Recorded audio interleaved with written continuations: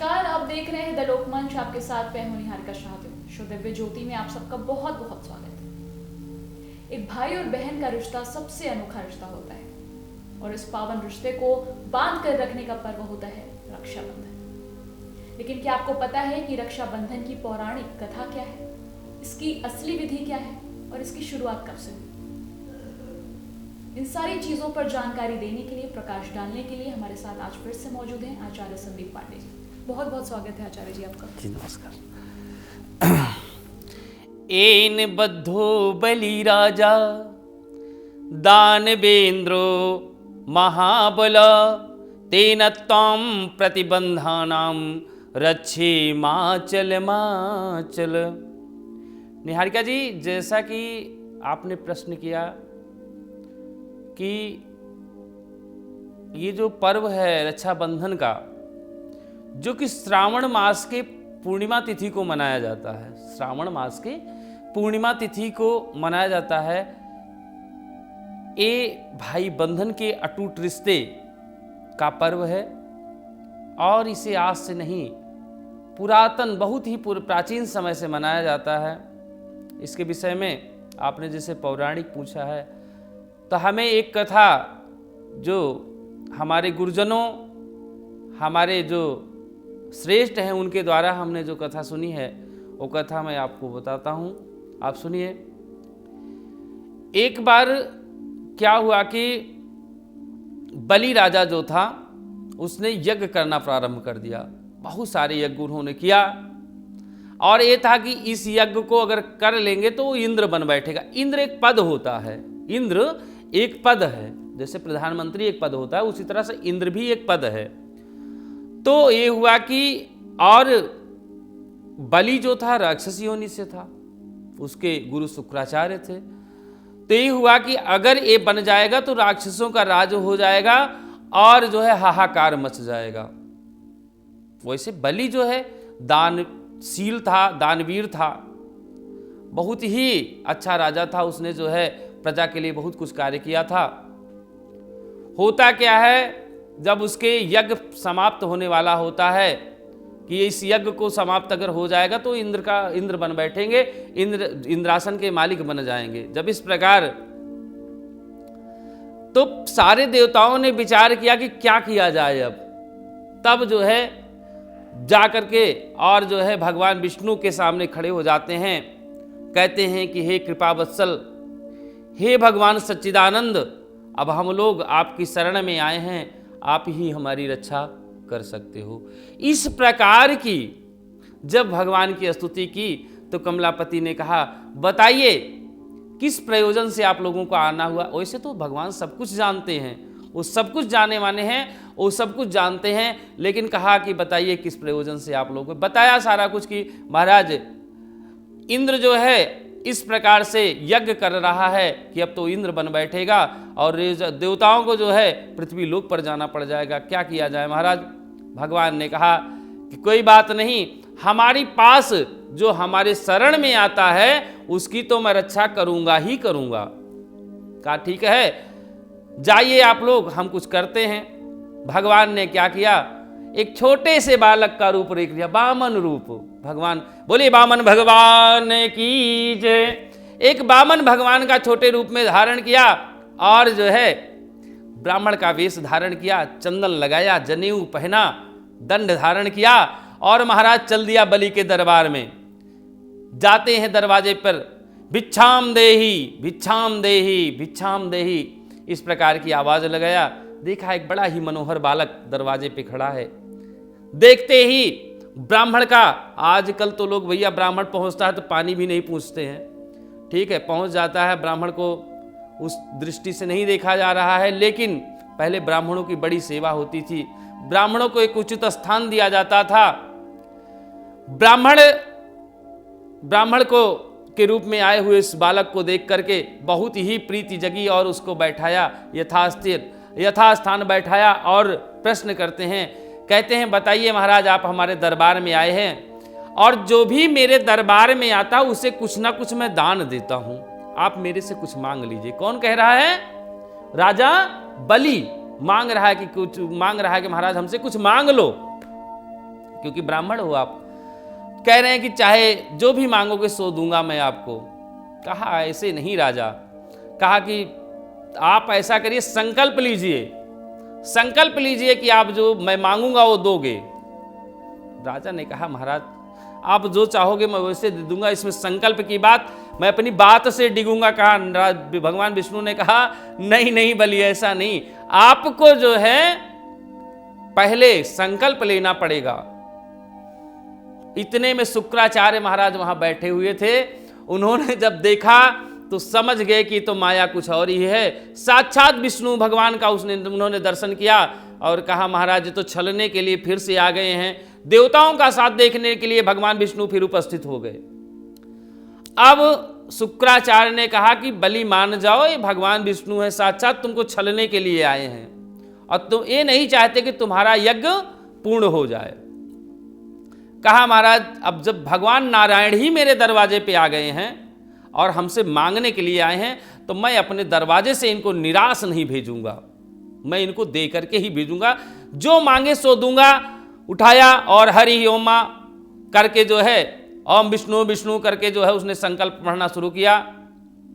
संकल्प जैसे पढ़ने को शुरू किया, एक चीज ध्यान रखना, बिना कुश और जल के बिना संकल्प नहीं होता। कुश को लिया और क्या किया महाराज, हाथ में जल को लिया। जल को हाथ में जब लिया तो जल लेने के पहले टोटी बनी होती है ना, एक टोटी होती है, तो उसमें पता चला कि उससे जल गिरता है। अब पता चला कि उस टोटी के में क्या हुआ, शुक्राचार्य जब देखे कि ये मानने वाला नहीं है बलि, तो उन्होंने एक जो है छोटा सा रूप धारण किया, उस टोटी में जाके बैठ गए। कहा जब जल ही नहीं होगा तो संकल्प कैसे लेगा। भगवान नारायण तो माया के पति हैं, वो सब जान लेते हैं। कहा महाराज जल ही नहीं निकल रहा है, जल तो इसमें भरा हुआ है। कहा कोई बात नहीं, एक सीख को उठाया और उसमें डाल दिया। शुक्राचार्य महाराज के एक आंख के हो गए, फूट गई खून की धारा और शुक्राचार्य महाराज वहां से निकल के भाग गए। जब शुक्राचार्य जी महाराज वहां से निकल करके भाग गए तब जो है बलि ने संकल्प किया और जो संकल्प कर दिया तो भगवान ने मांगते क्या है, कहते हैं हमें 3 पग भूमि चाहिए।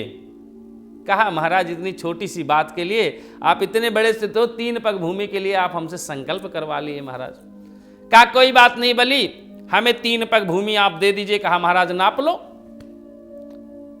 पूरे तीनों लोगों को नाप लिया महाराज, फिर भी भगवान के ब्रह्मलोक और जो है पृथ्वी लोक सबको नाप लिया, कुछ भी खान नहीं बचा। अब जो है वो देख रहा है माया भगवान की, बलि वहीं पे खड़ा हुआ स्तब्ध रह गया। कहा एक छोटा सा बालक और इसका तो कुछ पता ही नहीं है कहाँ इनका पैर जा रहा है, कहाँ इनका हाथ है। पूरा जिस देखते हैं विराट रूप भगवान ने धारण कर लिया और पूरे ब्रह्मांड को नाप लिया उन्होंने। कहा बलि अब बताइए कहाँ पैर रखूं, मेरे तीसरे पैर रखने की जगह बताइए। कहा महाराज दाता बड़ा होता है, इसलिए महाराज ऐसा करिए कि आप जो है मेरे सर पे हाथ रखिए, सर पे पैर रख दीजिए। भगवान नारायण ने उनके सर पे पैर रख दिया और भगवान जिसके सर पे पैर रख देंगे उसका तो साक्षात उद्धार हो जाना है। कहा महाराज अब मेरे तो वचन पूरे हो गए। कहा हाँ वचन पूरे हो गए, जो मांगना चाहते हो बलि तुम भी मांग सकते हो। कहा महाराज अगर आपने जो है ऐसा किया है, उनको कहा कि ऐसा करिए कि आप जाकर के पातालपुरी के राजा बन जाइए। बलि प्रसन्न हो गया, क्या कोई बात नहीं। कहा महाराज एक वर हमें देने के लिए कहा, तो एक वर में क्या मांगते हैं। कहता है कि ऐसा करिए महाराज कि मेरे पास उसके जो उसका महल था उसमें 49 दरवाजे थे। कहा महाराज जिस दरवाजे से मैं निकलूं उस जगह पे महाराज आपके दर्शन हो। अब क्या होता है, वहां का वो राजा बन गया। अब भगवान विष्णु जिस दरवाजे से निकले उसी में भगवान विष्णु खड़े, न सोने का पता न जाने, पता नहीं कब वो निकल जाए बाहर। अब भगवान पहरेदार बन गए। इधर क्या हुआ, बैकुंठ में लक्ष्मी जी परेशान। नारद जी ने बताया, नारद जी तो 2 घड़ी से ज्यादा रुक नहीं सकते। नारद जी भगवान पहुंच गए, लक्ष्मी जी से पूछा कि देवी जी परेशान काहे को हो। कहा महाराज विष्णु भगवान कहीं गए थे और अभी तक उनका दर्शन ही नहीं हुआ। कहा वो तो चौकीदार बने हुए हैं बाली के यहाँ। कहा अच्छा, तो कहा कि क्या करूं। कहा जा करके उनसे मांग लो। तब वो क्या करती हैं, माँ लक्ष्मी कमला स्वयं जो है माँ लक्ष्मी जाती हैं और वहां पहुंच करके बाली के एक धागा सूत्र, रक्षा सूत्र को बांधती हैं। कहती हैं मेरे, वो कहता है कि बाली कहता है मेरे कोई बहन नहीं थी, मांगो बहन क्या तुम्हें चाहिए। कहा कि इन्हीं नारायण को हमें दे दीजिए, इन्हीं के लिए मैं आपके पास आई हूं। कहता है कोई बात नहीं, ले जाइए जो है। और वहां से लेकर के भगवान नारायण को माँ लक्ष्मी अपने बैकुंठ धाम को चली जाती हैं। ये पौराणिक कथाएं और सारी कथाएं हैं। एक कथा ये भी आती है कि जब भगवान, उसके बाद की कथा आती है जब भगवान जो है शिशुपाल का वध करते हैं। जिस समय शिशुपाल का वध करते हैं उस समय उनकी उंगली में जो है सुदर्शन चक्र से थोड़ा सा खून उनका बहने लगता है। उस समय द्रौपदी जी वहीं खड़ी होती हैं अपनी चीर को बांध करके, और बांध देती हैं। और भगवान कहते हैं कि बहन जब कोई आवश्यकता पड़ेगी तो मैं तुम्हारा साथ दूंगा। और जब द्रौपदी का चीर हरण होने लगता है, दुशासन उनकी साड़ी खींचने लगता है, उस समय जब वो जो है पुकारती हैं कि हे प्रभु, हे दीनानाथ, मेरी रक्षा करिए, और दोनों हाथ उठा करके जब हाथ उठाती हैं तो भगवान नारायण उस साड़ी को इतना बढ़ा देते हैं। 10,000 हाथियों का बल था, लेकिन दुशासन जो है उनको निर्वस्त्र नहीं कर पाता है। तो इस प्रकार से जो है इस रक्षाबंधन के पर्व का एक अलौकिक महत्व है। इस दिन सभी बहनें अपने भाइयों को कलावा रक्षा सूत्र बांधती हैं, और भाई उनको वचन देते हैं कि बहन तुम्हें जिस चीज़ की आवश्यकता होगी, जब कोई भी परिस्थिति बनेगी वो उसमें मैं आपकी सहायता करूंगा। इस बार जो रक्षाबंधन पड़ा है 3 अगस्त को पड़ने वाला है आचार्य जी, उसकी तिथि क्या है और पूरी विधि क्या है कि संपूर्ण तरीके से राखी बांधते समय क्या काम किया जाए? जी बिल्कुल सही बात। देखो, पौर्णमासी तिथि को जो है रक्षाबंधन का त्यौहार मनाया जाता है। इसमें सबसे बड़ी बात है पूर्णमासी को भद्रा की जो स्थिति होती है, कहते भद्रा जो है, भद्रा में होलिका दहन और रक्षा बंधन कभी भी नहीं करना चाहिए। तो इसलिए मैं आपको बता दूं कि 2 अगस्त आज 8 बज करके सायंकाल 8:36 से लेकर के और 3 तारीख को सुबह में 8:35 तक, सुबह में 8:35 तक भद्रा है। इस समय पर रक्षाबंधन कदापि ना करें। उसके बाद तो पूरा दिन ही है। उसे जो मुख्य है, जो रक्षाबंधन का समय है 9:24 से लेकर के सुबह में 9:24 से लेकर के 10:30 तक, और उसके बाद फिर 1:30 से लेकर के शाम, फिर किसी भी समय आप रक्षाबंधन कर सकते हो। और एक चीज़ ध्यान देना कि इसमें ज़्यादा भाग दौड़ ना करें और मिठाइयाँ दुकान से ज़्यादा लेने के चक्कर में ना पड़ें, क्योंकि ऐसी कोरोना महामारी जो इस समय चल रही है, इससे सभी लोग जो है त्यौहार करें। हमें नहीं कहते कि भाई बहन का त्यौहार है, इसे ऐसे ही जाने दें, जीवन साल में एक बार ही आता है, आप जरूर करिए। लेकिन सभी से निवेदन है कि इसमें जो है अपनी सुरक्षा सबसे पहले है। प्यार तो बना ही रहेगा, भाई बहन का प्यार कभी कम नहीं होता।